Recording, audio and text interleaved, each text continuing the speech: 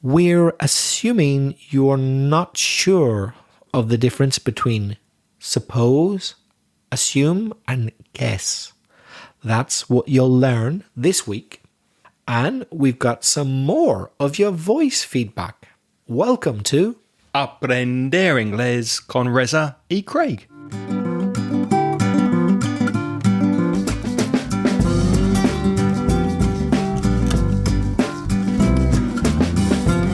Hi, I'm Reza. And my name's Craig. And with nearly 50 years of teaching between us, we'll help you improve your English and take it to the next level. How are you, Craig? I'm very well, thank you. How are you? I'm feeling fine. If you are a new listener to the podcast, you're very, very welcome. We hope you are feeling fine as we are. And first this week, we have a voice message from Isaac from Mexico.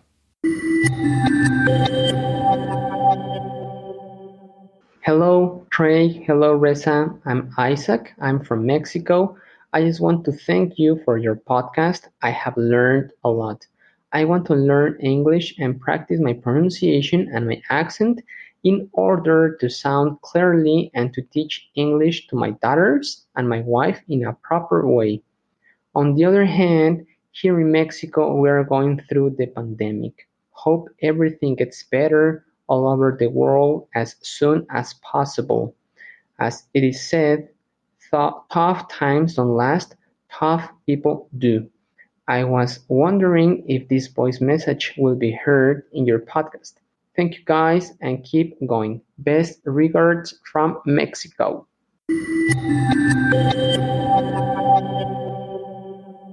Thank you very much, Isaac, for your message. There was one thing in the middle of your message that we didn't quite understand. We played your message a few times. You used a saying, un dicho, and it sounded something like path times don't last or path people do. We didn't understand what that saying was, so we apologize.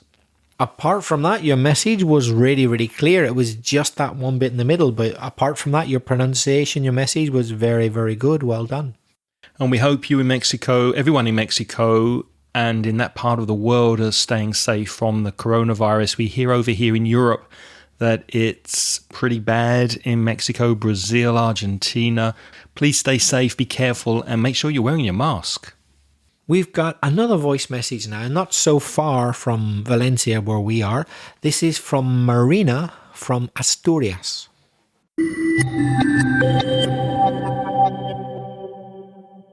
Hi guys, it's Marina here from Asturias. I wanted to let you know that several months ago I did an English course and I told the teacher about you and this podcast. Surprisingly, she contacted me like a few weeks ago to tell me that she recommended the podcast to her new students, and I thought you would be happy to hear that. Besides, I have a question related to the English vocabulary.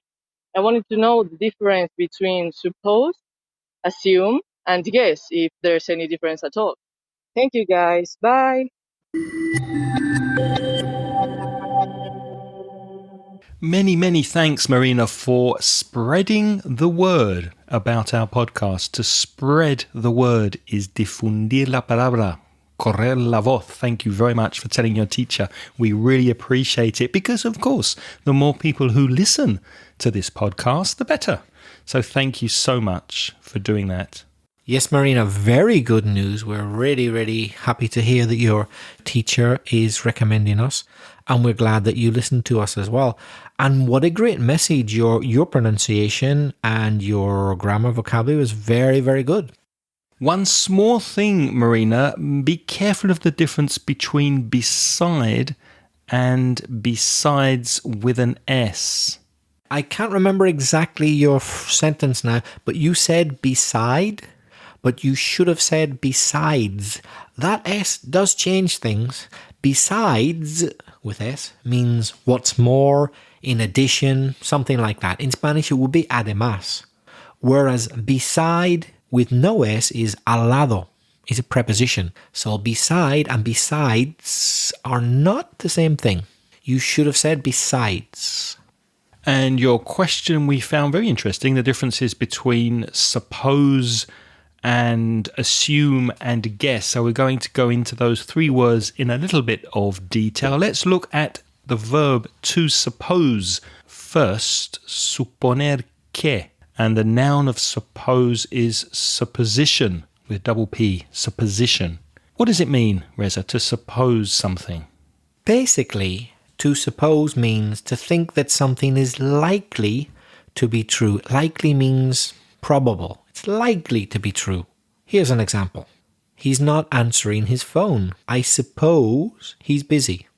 I don't know for sure, but I suppose he's busy. That's a probable explanation. You can also use suppose when you think that something is true, although you really wish that it wasn't. For example, use it in a negative way. Oh, because of the coronavirus that at the moment is affecting travel and tourism, I suppose we won't be going on holiday this Christmas. So you can use it in a negative way because you wish it wasn't true, but it is. I suppose we'll be staying at home this year. A step further than lack of enthusiasm is annoyance, which is the next category when you're annoyed at something. So this is more than just lack of enthusiasm. You really don't like it. You can say, suppose. For example, I suppose the builder will be late because he always is. Or I suppose it'll be hot again tomorrow.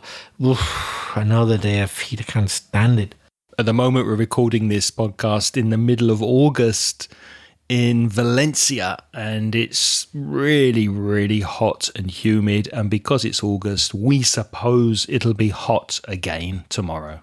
So whenever we say we suppose it'll be hot, it's not that we imagine it'll be true. We know it'll be true. There's no speculation needed. That use of suppose is to show annoyance, irritation. Yeah, we know it's going to be hot and we're annoyed, so I suppose it'll be hot.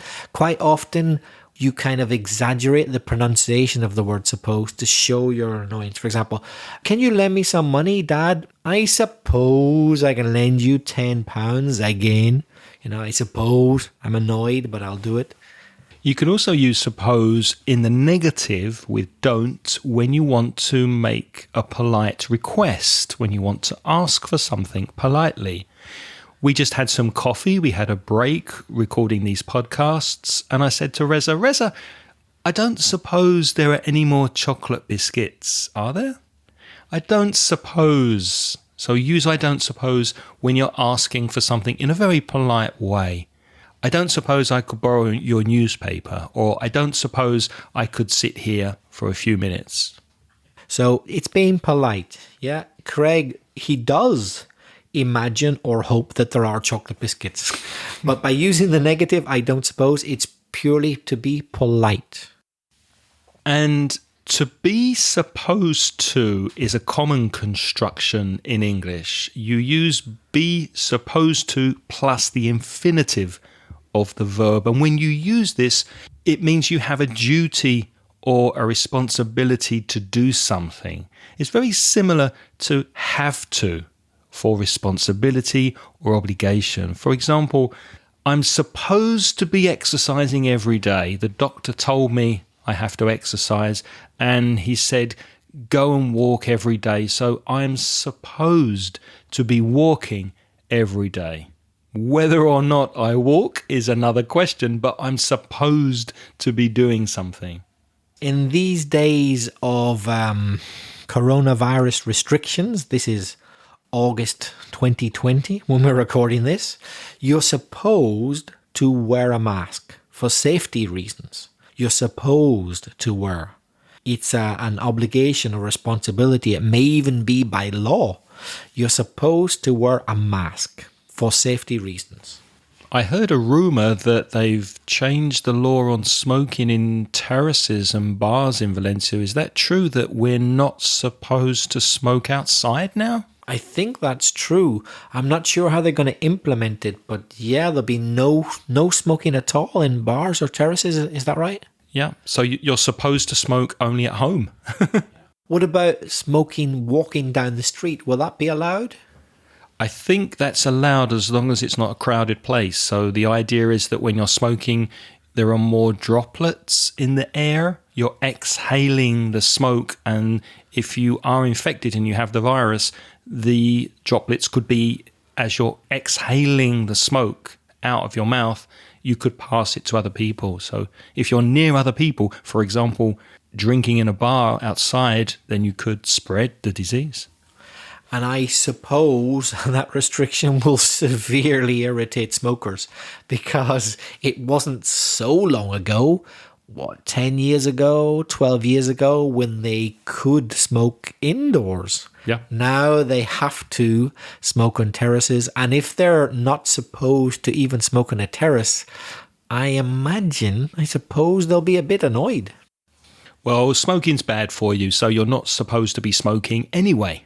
You can use supposed also to explain what a person or a thing is likely to do. For example, you could say, it was supposed to rain yesterday, but it didn't. Or, this year we were supposed to go on holiday, but we didn't go. But we were supposed to go. There are also some common expressions with suppose, aren't there, Reza? Yes, very, very common is the expression, I suppose so, or the negative, I suppose not. Well, let me explain that a bit better, the positive, the negative. If somebody says something in the affirmative, the positive, and you want to show that you agree, that's when you say, I suppose so, if it's affirmative. But if they say something negative and you agree, that's when you say, I suppose not. I'll give an example. I suppose it'll rain tonight. Imagine we're in Ireland, yeah, not Spain in the summer. I suppose it'll rain tonight. You look up, you see the clouds, you say, I suppose so. I suppose so. You agree with that positive statement. But imagine we're still in Ireland, yeah, and it's winter, and they say, I don't suppose it'll be sunny tomorrow. And you agree. You say, no, I suppose not. So I agree with your negative statement that it probably won't be sunny tomorrow. So I say, I suppose not. Do you think you'll be staying in Valencia this summer? I suppose so. There's not much else to do because of all the lockdown restrictions. So you don't think you'll be going to Belfast? I suppose not. What about the expression, if you ask us a question, Craig? Suppose I do. It's almost like teasing, isn't it? How do you say teasing in Spanish? To tease someone when children are playing. Say, for example, Reza's got a new teddy bear and he loves his new teddy bear and he got it for his birthday. And I want to annoy him. And I take his teddy bear and I say, Reza, I'm going to drop your teddy bear from the window. And Reza lives on the 4th floor, so it could really hurt and damage his teddy bear. And he said, Craig, what would you say to me? Craig, you better not drop my teddy bear. Suppose I do. Ooh, now he's got me worried. What are you going to do? Suppose I do. So it's almost like, it's seeing how far you can go with something. That's very common with children. Your mother said, you have to tidy up your room, Craig. You have to put your things, your clothes in the wardrobe. You have to clean your room. Suppose I don't. What are you going to do? Suppose I don't do it. Suppose I do is the positive, and suppose I don't is the negative. Now, we've already seen some examples of suppose in the negative, but there's a special use of this expression. I don't suppose you could. It's specifically to ask a favor. So, although it's negative, I am hoping or expecting that you will do the favour, but because we're British and we're terribly polite, so I don't suppose you could, this word could, is asking specifically for a favour, like, Craig, I've spent all my money, but I should be getting paid next week. I don't suppose you could lend me €100? I suppose so. So he's using suppose to show irritation or reluctance. He doesn't really want to, but... Suppose I don't. Oh, now he's teasing me. Now he's provoking me. What would you do? What would you do if I He's didn't? pushing me, so that's supposed to see what'll happen if he doesn't. So can you see, listeners, just how many uses of suppose there are in one conversation? There could be multiple uses. Hey, Reza, I don't suppose I could stay in your flat until my air conditioning's fixed, could I? I suppose so. Thank you. I'm a bit reluctant because I've just recently bought lots of extremely expensive chocolate, and I'm worried about where it might go. If Craig's here, it won't last very long.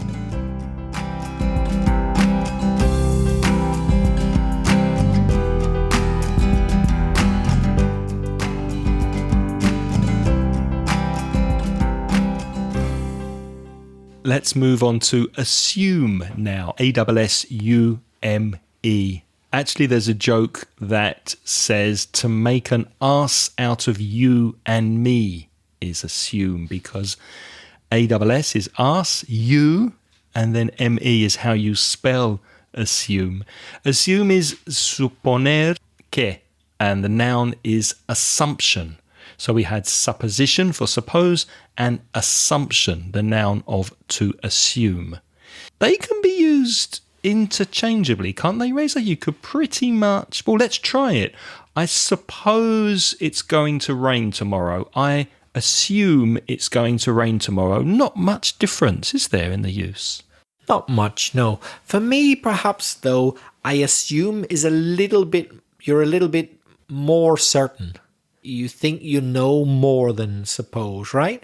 Would you say it's a little bit? Possibly. But not much difference, really. Let's give an example. Suppose I was rich enough to give you 10,000 euros. What would you do with it? Oh, that's a good question. I would go out for a very nice meal and put the rest in the bank, I think. So I could say, of course, assume I was rich enough to give you 10,000 euros.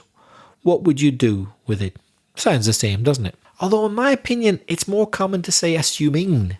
You can say assume, but assuming with ing is more common. Would you say?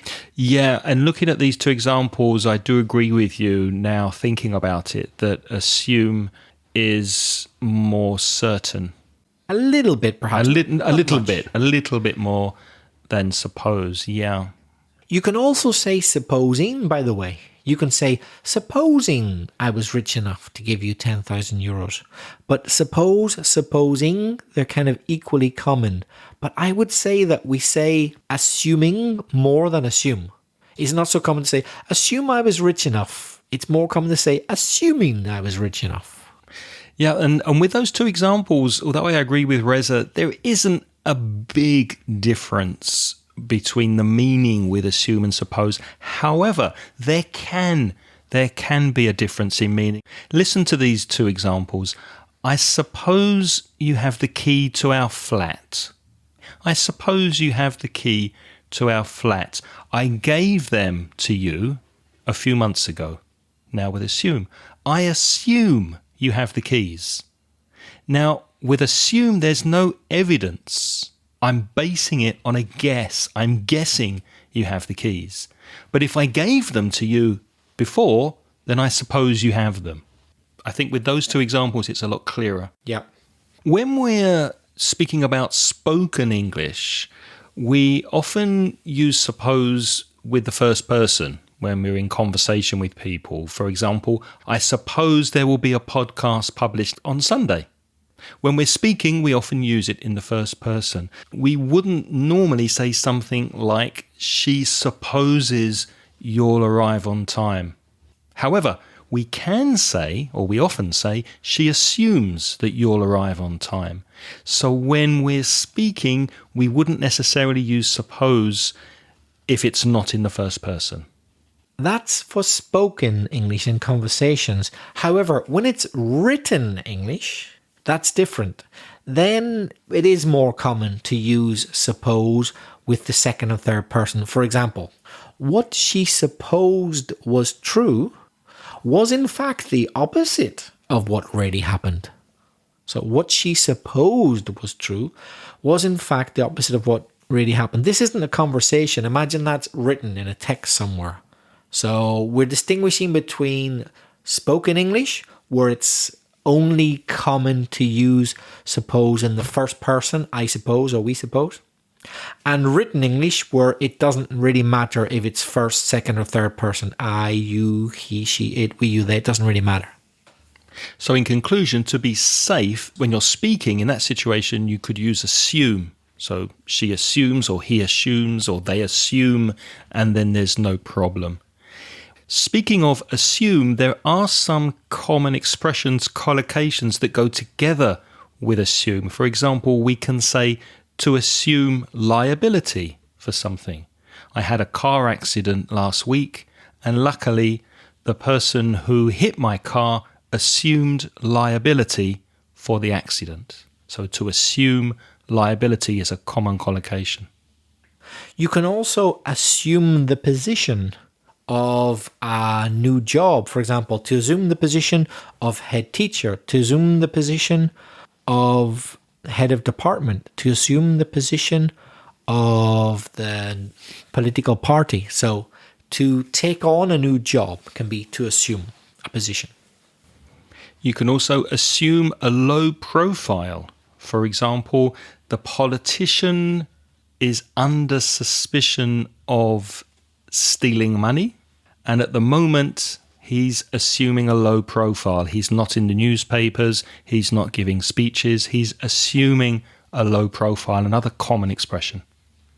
Now, another word which can also mean suponer in Spanish is guess, but it also has the meaning of adivinar, which is quite different to suppose or assume. What would you say is a good definition of guess, Craig? It's when you give an answer to a question when you don't have all of the facts. So you can't be certain if you're correct. I didn't know the answer to the question, so I guessed. I had to guess. I had no idea. I had no information. I had no facts. I needed to guess the answer. So, as we said, assume and suppose are similar to guess, but they suggest you have more information. One use of guess is before you tell someone something interesting or something surprising. For example, hey Reza, guess what? What? Our air conditioner in the flat stopped working in August. Ow. Obviously a surprising fact, that's news to Reza, so I used guess what at the beginning to introduce the surprising fact. Hey, guess what? Guess what happened? When else can you use guess, Reza? There is a use of guess where it's pretty much the same as suppose, so they're interchangeable. That's when you believe something is true or likely, but you're not certain. For example, I guess my sister is having a hard time at the moment. I guess. I think it's true. It means the same as I suppose my sister is having a hard time at the moment because she's lost her job and she's just moved house, etc. I guess or I suppose is the same in this case. So some common expressions with guess include I guess you're right, which is very similar to I think you're right. And is often used very commonly in American English. So yeah, I guess so, I guess you're right, I guess that's true, is very common in American English. It quite often suggests, don't you think, that the person has changed their mind, or it turns out the things aren't quite what they thought. For example, if I told you, did you know that this supermarket brand of ketchup is better than the famous world-known brand, which I probably shouldn't say for legal reasons. Not until they pay us sponsorship money. I guess you're right, yeah. And the other person says, oh, I don't think so.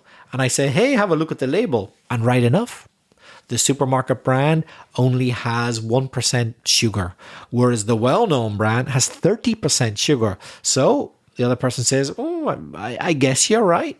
I didn't really think that, or you've changed my mind, or I have to admit so. So I think when you say, I guess you're right, it's very often because your mind has been changed or your position has shifted a bit.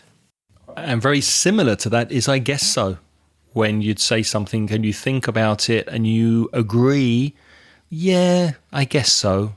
The opposite, of course, is with not. So I guess not. I don't think we'll be having big parties for the next few months. What do you think?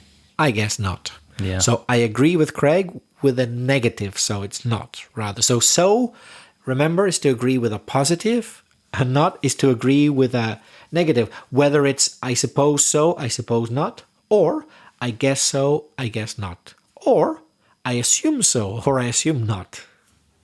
Another common use of guess is when you want someone to guess, and the collocation is take. So you might say to someone, take a guess, or have a guess, an educated guess. How much do you think this microphone cost? Any idea, Reza? You want me to take a guess? Take a guess. Ooh, I would say one microphone about 250 euros. Oh, no, much too expensive. Oh, 100 euros? Nope, Less than that? much less. I'm really surprised. What, 80? Nope, less. Are you serious? 40 euros. What a bargain. Yep. That's a real bargain. I guess so. You can also venture a guess. V-E-N-T-U-R-E.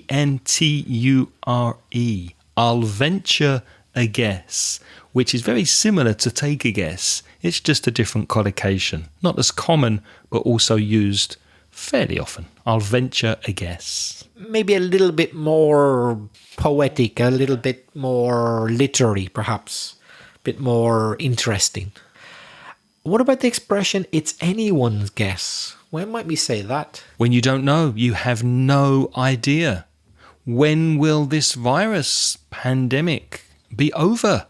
It's anyone's guess. Nobody knows. I'd say that that's fairly close to the Spanish yo que sé, but not in the rude sense that, you know, when somebody's really annoyed, they say yo que sé. But in the sense of when I say, ¿Cuándo crees que va a terminar el confinamiento? Yo que sé. ¿Quién sabe? It's anyone's guess, ¿quién sabe? ¿Quién sabe?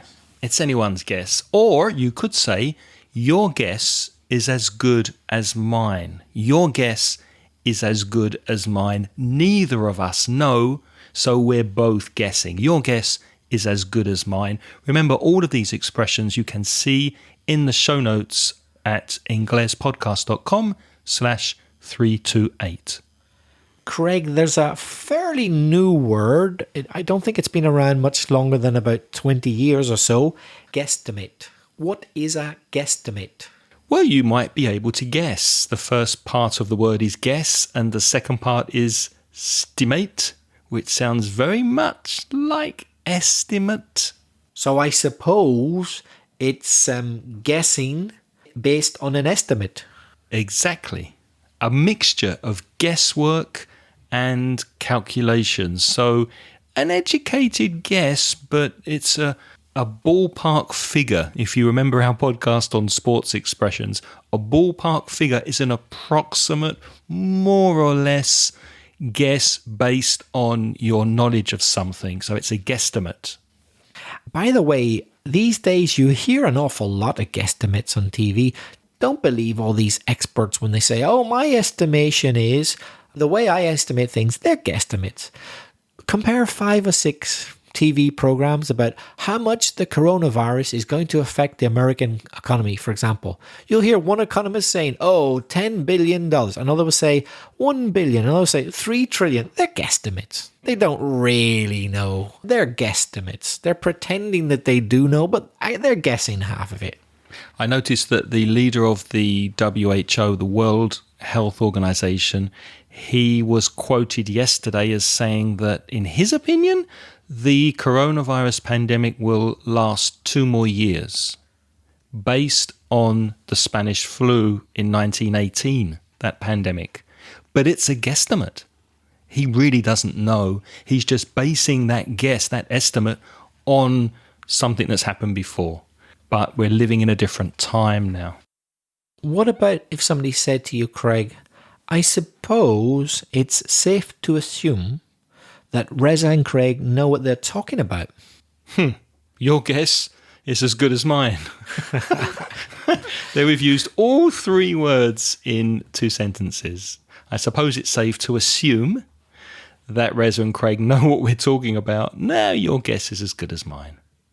And now it's your turn to practice your English. We'd love to hear from you, so please send us a voice message and get in touch. You can reach us on SpeakPipe, that's speakpipe.com/Ingles podcast. Emails, Reza? You could write. You've got Craig at inglespodcast.com or belfastreza@gmail.com. And don't forget, on the Mansion Ingles website, there are courses for sale. Go to store.mansioningles.net and have a look at the selection of courses there. We'd also like to thank our wonderful Patreon supporters who continue to support the podcast. We have a list of all of their names over at patreon.com/Ingles podcast, but we don't have time to mention everyone here, so we're just going to say a huge thank you to the people who have joined this month. Reza, who are they?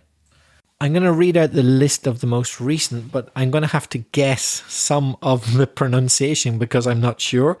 Carlos Fernandez Garcia, Luis Andrea M. Coronado, I'm guessing. And the next one I have to guess, Jose Eres. It's like Jose, then RS. So I'm guessing it's Jose Eres.